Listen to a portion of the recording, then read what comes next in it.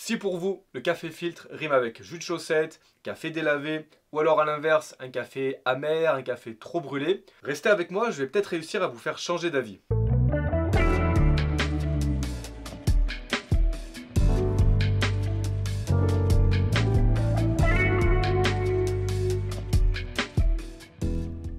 On va s'intéresser aujourd'hui à la Moka Master, une cafetière qui fait une seule chose et qui le fait très bien, café filtre ou slow coffee. On va voir ça en détail ensemble. Si pendant longtemps le café filtre avait mauvaise presse, avec ce que je disais justement en introduction, souvent l'image d'un café trop délavé, un jus de chaussette, le café de spécialité qui prend de plus en plus de place, avant de s'intéresser au cœur de la machine et ce qui fait tout son intérêt, c'est-à-dire la qualité d'extraction, la stabilité thermique, on verra tout ça en détail. Tout d'abord, je voulais vous dire quelques mots sur le design, je pense que vous l'avez vu déjà, et la qualité de fabrication de la machine. En termes de design, on a vraiment un parti pris par Technivorm, c'est la firme qui construit la Moka Master. On a une machine qui se démarque vraiment des autres modèles et c'est la première machine à avoir été construite comme ça. Habituellement, sur les cafetières filtres classiques, on a le réservoir ici, le café moulu qu'on va mettre là et puis on a le système de chauffe qui en général est derrière ou sur le côté. Donc on a une machine qui est plutôt verticale. Ici, avec la Moka Master, on a une machine qui est plutôt horizontale, dans laquelle l'eau va être chauffée ici par une résistance et va ensuite, après, passer à travers cette petite douchette. On s'intéressera après à la qualité de la douchette, pour venir tomber dans le réservoir ici. C'est vraiment une très belle machine, je trouve, qui va peut-être prendre un petit peu plus de place qu'une machine classique dans votre cuisine. Et en même temps, on a quand même un objet ici qui est design, qui en général fait son effet, par exemple, quand on a des invités. Et il y a seulement un petit reproche que je pourrais faire à la machine, c'est que le cordon d'alimentation est pas très long. J'aurais apprécié quelques centimètres en plus. Un autre détail intéressant, ici j'ai la machine avec la couleur classique on va dire. Si vous allez sur le site internet de la marque, vous allez voir qu'on peut retrouver la machine dans plus de 20 couleurs différentes. Et Technivorm continue à ajouter encore des nouvelles couleurs. Ça peut passer du jaune vif au rose ou dernièrement par exemple à une couleur vert sapin. Donc je pense que vous trouverez forcément la couleur qui vous convient. Si on a vu que le design était intéressant et je trouve très bien réussi, il y a un autre élément important à mentionner sur cette machine, c'est la qualité de construction. A l'inverse aujourd'hui de toutes les productions de masse qui sont en général produites en Asie, en Chine par exemple, Technivorm, qui construit la Moka Master, a décidé de garder son entreprise aux Pays-Bas, là où elle a été construite et lancée. On a donc une machine qui est montée à la main, en Europe, aux Pays-Bas donc, et qui va être testée plusieurs fois, là aussi à la main, avant de sortir de l'usine et d'être mise sur le marché. À ça s'ajoute un autre élément intéressant, c'est que la marque va nous proposer une garantie de 5 ans, ce qu'on retrouve chez quasiment aucun constructeur. C'est un concept que je trouve vraiment intéressant, qui va à l'inverse de ce qu'on fait aujourd'hui, où on a toute cette obsolescence programmée. Ici, on a une machine qui est faite pour durer longtemps, avec des pièces de qualité, une garantie de 5 ans, avec vraiment l'idée ici d'acheter une cafetière et de la garder pendant des années. Évidemment, le fait que ce soit construit en Europe, ça vient forcément avec un coût un peu plus élevé. C'est une machine qu'on va retrouver autour de 200 ou 230 euros, mais au final un prix pas forcément si élevé au vu de la qualité de la machine. Si le design et la qualité de fabrication sont importants, ce qui nous intéresse nous, c'est la qualité du café et l'extraction. On va voir ça maintenant. Si vous êtes toujours avec moi et que cette vidéo vous plaît, n'hésitez pas à mettre un petit like juste en dessous et à vous abonner. On va voir maintenant comment préparer un café filtre avec la Moka Master, mais deux choses importantes à savoir.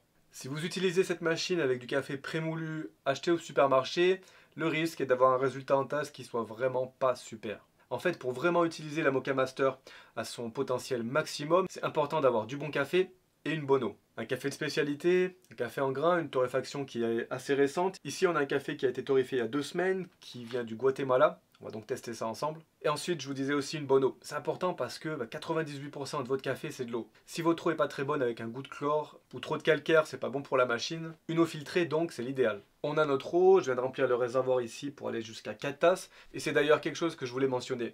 C'est une machine qui excelle à partir de 4 tasses jusqu'à 10 tasses. Donc à partir d'un demi-litre jusqu'à 1,25 litre. Vous pouvez l'utiliser évidemment pour faire 2 tasses, mais c'est pas là où la machine sera à son plus haut potentiel. Si vous êtes par exemple tout seul, je vous conseillerais plutôt de partir dans ce cas-là sur la Cup One. C'est la même idée et le même système mais adapté pour préparer seulement un mug de café. On part donc ici sur 4 tasses, ce qui en fait va nous faire 2 grands mugs, donc ça peut être parfait si vous êtes 2 à la maison. Et on va voir maintenant quelle mouture mettre pour une bonne extraction. Pour la mouture, on va partir sur une mouture qui est un peu plus grossière que le café filtre. On ne veut pas que ce soit aussi gros qu'une cafetière à piston par exemple, mais on ne veut pas non plus que ce soit aussi fin que le café filtre, c'est pas là où on aura la meilleure extraction.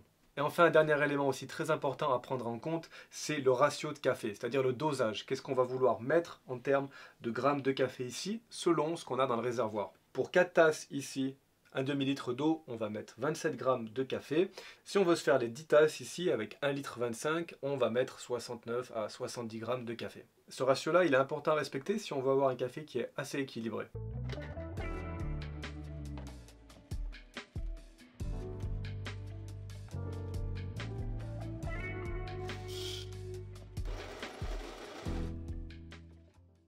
On a notre café frais qui est moulu ici, on va pouvoir lancer la machine et s'intéresser de plus près à ce qui fait la spécificité de la Moka Master. Le premier élément à noter, tout d'abord, c'est sa simplicité. On a deux boutons, tout simplement.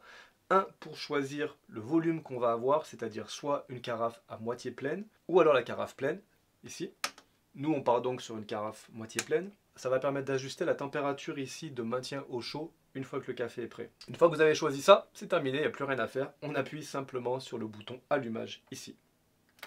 Pas de réglage, pas de profil utilisateur, pas de choix en termes de température. C'est vraiment extrêmement simple et c'est recherché, c'est volontaire.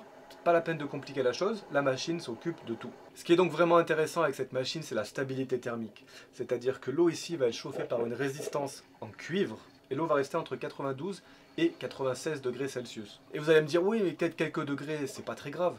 En fait, non, vraiment le cœur d'une bonne extraction en termes de slow coffee, c'est la stabilité thermique. Ce qui se passe assez souvent avec les cafetières filtres moins chers de premier prix, c'est que l'eau au début va être chauffée par une résistance classique, donc l'eau qui va arriver au début ne sera pas suffisamment chauffée, et l'eau qui va arriver à la fin dans notre café va être beaucoup trop chaude, souvent bouillante quasiment. Le résultat, c'est donc une mauvaise extraction. Ici, la machine fait vraiment un excellent boulot à garder cette stabilité thermique du début jusqu'à la fin. En plus de ça, s'ajoute ici un système de douchette. Donc au lieu d'avoir simplement un seul trou qui va mettre le café au milieu, et de temps en temps on voit ça, où on a des parties où le café n'a même pas été mouillé correctement. Ici, on a donc une douchette avec 9 trous qui va permettre un très beau bloom et d'avoir une extraction qui est vraiment uniforme.